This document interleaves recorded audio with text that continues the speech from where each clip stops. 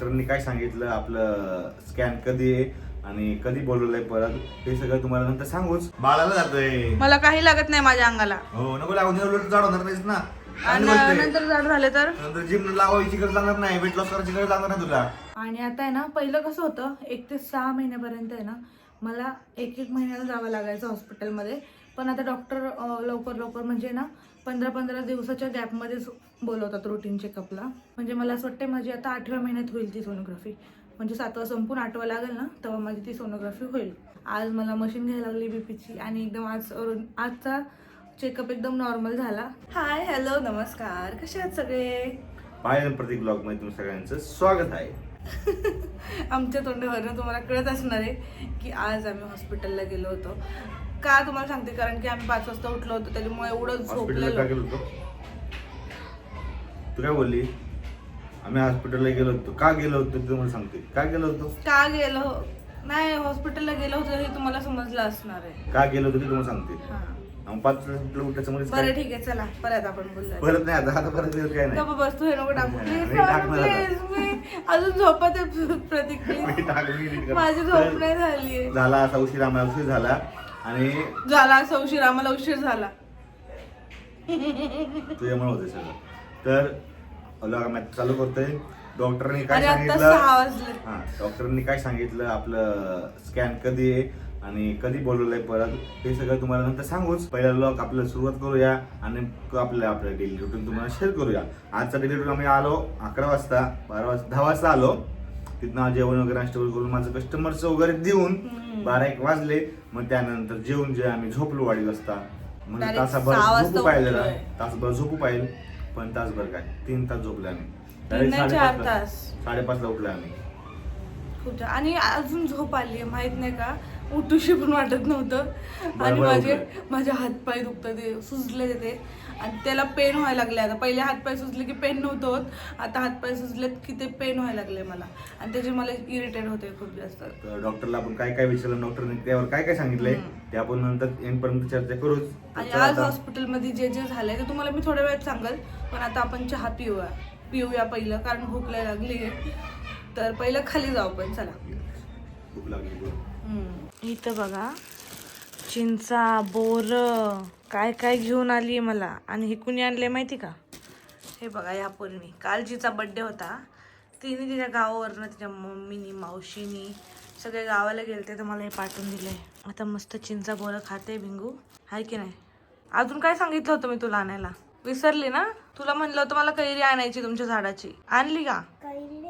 मग तुला सांगितलं होतं ना, कैरी झाडाला जेव्हा येईन तेव्हा ती कैरी काढून माझ्यासाठी आणायची. मग राहिली का नाही गावाला? यांच्या इथं गावाला आहे ना, कर्नाटकचे आहेत ना हे, तर कर्नाटकला गेले होते, तिथून मला सगळं चिंचा बोरं खायला पाठवले.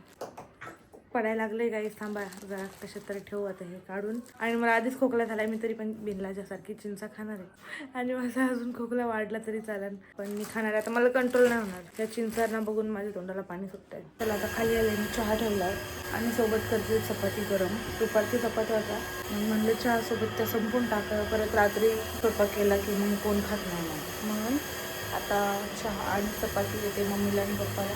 आणि प्रतीक आणि दादू गेला, एक गिराईक गेला आणि अजून एक काम होतं ते करायला. सो चला आता चहा पिऊया. तरी गाईस, प्रतीकले मला ॲडजस्ट करतोय. माझ्या प्रेग्नेन्सीमध्ये नाही तर एखादं कोण दुसरं असतं ना, इरिटेट होऊन पळून गेलं असतं आणि मला मम्मीकडेच पाठवलं असतं. किती खराब झालंय बघा, मी काळा पडले. अरे मी तर किती खराब झाली आहे, हे बघा माझं तोंड नाही आलंय. नाहीये प्रेग्नेन्सीचा ग्लो, नाहीये काय जाड झाली, किती पोट आले तुझं. हो, ते प्रेग्नेन्सीमुळे ते पोटच पुढे आले, फक्त तब्येत नाही झाली माझी. आज वजन केलं तर वजन जेवढं लास्ट टाइम होतं तेवढंच वजन आहे माझं. वजन 1 किलो 1 ग्रॅम काही नाही वाढले माझं वजन बघ. आणि तुम्हाला जाडी बोलतो. सगळं जे आहे ते बाळाला जातंय, मला काही लागत नाही माझ्या अंगाला. हो नको लागून जाड होणार नाहीस ना. आणि नंतर जाड झाले तर नंतर जिम लावायची गरज लागणार नाही, वेट लॉस करायची गरज लागणार नाही तुला. सकाळी 6 वाजता उठून चालायची गरज लागणार नाही. हो, जर डोकं लाव ना तू, त्यात पण करतीस अजून. कसा वरडतोय. चहा पितो आता मी, चहा वगैरे पितो. पी. आणि काय चहा पी, जरा आपण व्हिडिओ करू. ते व्हॉइस ओव्हर करते व्हिडिओला पहिला. हो करायचं. करून ठेवायला महिना झाला. मी याच्यासोबत थांबले ना आम्हाला असं सांगणार आहे काही ना काही. चला थोडीशी भांडी होती आता ती घासून टाकली. इथं कुकरला लावलंय आज आखा मसूरची आमटी बनवणार आहे. भात लावलाय कुकरला आणि मस्त मिरची मधल्या टमाट्याची चटणी आणि भाकरी असं आजचं जेवण असणार आहे. रोज काय काय बनवायचं ना माझं डोकं नाही चालत, म्हणून आज मम्मी म्हणली थोडीशी टमाट्याची चटणी पण बनव. मी म्हणलं ठीक आहे बनवते.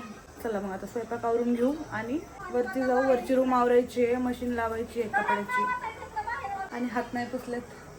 आता भांडे घासलेला पाणी आहे सगळं हाताला, त्याच्यामुळे थंडी वाजायला लागली मला. माझं चाललाय स्वयंपाक आणि तुम्हाला दाखवते आजचा मेनू. इथं आहे मस्त अशी टोमॅटोची चटणी, इथं आहे अख्खा मसूरची आमटी, इथं आहे वरण, इथं आहे भात आणि इथं चालल्या तर माझ्या भाकरी भाकरी करते. आता आजचा मेनू बघितला असेल आणि मला खूप जास्त भूक लागली. ही शेवटची भाकर आता ही टाकते आणि मी आता जेवण करून घेते आणि मग मी थोडा वेळ चालणार आहे. पायले सुजलेत माझे आणि खूप जास्त पेन करतं ते. मिठाच्या पाण्यात जरा पाय ठेवणार आहे मी, असे बरं वाटतं त्याच्याने, डॉक्टरांनी पण सांगितलंय. आणि मिठाच्या पाण्याने मला गुळण्या पण करायच्या होत्या कारण की घसा पूर्ण सुजलाय.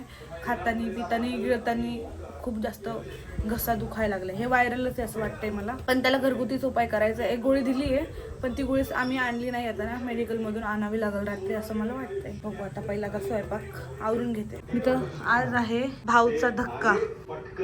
बिग बॉस बघतोय. भाऊचा धक्का आज शनिवार आहे ना, मम्मीचं चाललंय तिकडं सुई दोऱ्यासोबत काम. फॉल शिवती आता मी नवीन व्यवसाय चालू केलाय. इथे फॉल पिको करून मिळेल. होती नवीन नाही. मम्मीकडं मशीन होती, मम्मीने ती दिली भंगारमध्ये. 500 रुपयाला मशीन विकून टाकली कारण की आमच्या घरात ठेवायला जागा नाहीये असं मम्मीला वाटतं. आणि जे घरात असं काय सामान असेल ना मम्मी भंगाराला देऊन टाकते डायरेक्ट. बिझनेस होता. अहो मॅडम आम्हाला दिसत नव्हतं आणि मशीन लय जुनी झाली होती. ती मशीन जुन्या काढले दिले. लय जुन्या काळातली मशीन होती आणि तेव्हा मम्मीने ते कंटिन्यू केलं असतं ना ब्लाऊजचा. हा आता इथं तू बघतीस आपल्या माझे ब्लाऊज पण मम्मीने शिवले असते. माझे किती गिरे काढले असते आता, पण काय करणार, दिसत नाही मॅडमला. हा ना तो आता आता एवढी चष्मा आहे ना, तो भिंगाचा चष्मा लागला असता. हो लागला असता बाबा. मला चष्मा लय लवकर लागला आणि मग मला सुई दिसत नव्हती आणि ती मशीन होती इतकी जुनी होती ना, ती पायावरची मशीन होती. तिला मोटर पण त्या मशीनला बसू शकत नव्हती. खूप म्हणजे गेरे घासला आपण केलं असतं किती अजून किती इलेक्ट्रॉनिक वर्षापूर्वीची शिकले. मशीन होती ती? 30 वर्षापूर्वीची. बापरे, मग तुम्ही विचार करा 30 वर्षापूर्वीची मशीन किती जुनी असेल. आता ते अजून जुनी झाली असती. खराब झाली, चालणं नाही नव्हतं. नाही, आतापासून 30 वर्ष रे बाई. हा तेव्हा का? दिस नाही आता तुम्ही मला वाटलं तवा 30 म्हणजे बघ ना मम्मीच्या लग्नाला. 30 वर्षापूर्वी घेतली होती मशीन. आणि तो आतापासून 30 तेव्हा 30 आतापासून 30 ना. जाऊन द्या, मशीन तर गेली आता काय करू शकत नाही. आता फक्त मी भाकरच करू शकते. चला इथं चाललंय सगळ्यांचं जेवण. माझं जेवण झालं, प्रतीकचं पण झालंय. बाकी पप्पा आणि ह्यांचं चालू आहे अजून आणि माझे पाय सुजलेत म्हणून मी चालते आता, वॉक करते जरा. चला आपण चालता चालता बोलू आता. तर मी इथं करते वॉक आणि जर मी चालले नाही तर माझे पाय अजूनच जास्त सुजतील आणि मला रात्रभर तर पाया ठसठस करतील आणि झोप नाही येणार. खूप दिवस मी फक्त वरती चालायचे आमच्या घरामध्ये. मी आता अशी ब्लॉगमध्ये बोलते ना, ते मावशी बघून माझ्याकडे हसतं. ते चालले नाही की पाय दुखतात, काय करायचं म्हणून चालते. का हसताय का हसताय बोलतीये मोबाईल मध्ये बोलतीये. मावशी हसायला लागलात. मावशी असं वाटतंय ही काय अशी अडगत करायला लागली आजच. रोज चालताना अशी नाही करत. असे मी आमच्या इथं घराच्या इथंच चालत असते कारण की लांब मला एकटीला जायला होत नाही आणि प्रतीकला जेवल्या चालू वाटत नाही.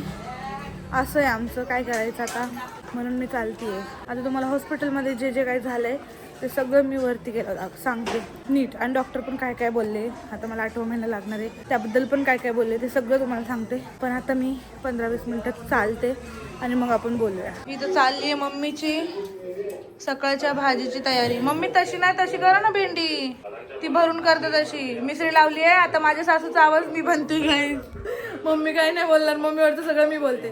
आता मम्मी म्हणाल नको तशी भेंडी कापायला लय हे होते म्हणून मी अशी गोल गोलवालीच करणार आहे. मम्मीला म्हणलं तशी वाली भरून वाली भेंडी करा. का भेंडी जास्त आहे. छान लागते ना तशी भरून भरून. भरून ती भेंडी कमी पडते ना. नाही भेंडी जास्त तसं पण आज. भेंडी आहे. भरून नाही करता येत. मी चालून आली आहे पण प्रत्येकचा फेस बघा तुम्ही आणि कमेंट करून सांगा की तो कसा दिसतोय ते. हे बघा तोंड बघा ह्याचं, केस बघा ती डोक्यावरची. कापायची. बापरे उद्या तू केस नाही ना कापली तर बघच. चला, उद्याच कापून कापायची. आता नाही उद्या जा, आता झोप आली केवढी. चला जाऊवरती अजून तुम्हाला सांगायचं हो, जसं की मगाशी सांगायचं. बोललो की सांगायचं अजून काय झालं काय नाही, डॉक्टरने काय सांगितलं काय नाही.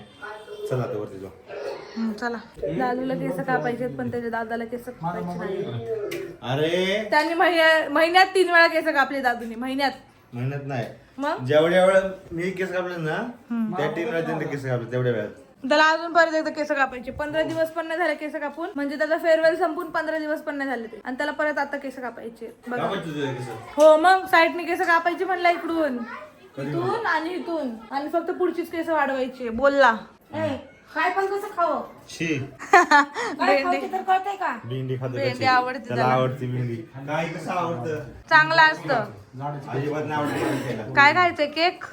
गाई साक्षीच्या बर्थडेचे 2 केक दाखवलंच नाही आपण. दाखवलंच नाही आपण. हे तर फ्रीज मध्ये ठेवलंय ते केक. 4 केक होते साक्षीच्या बर्थडेचे.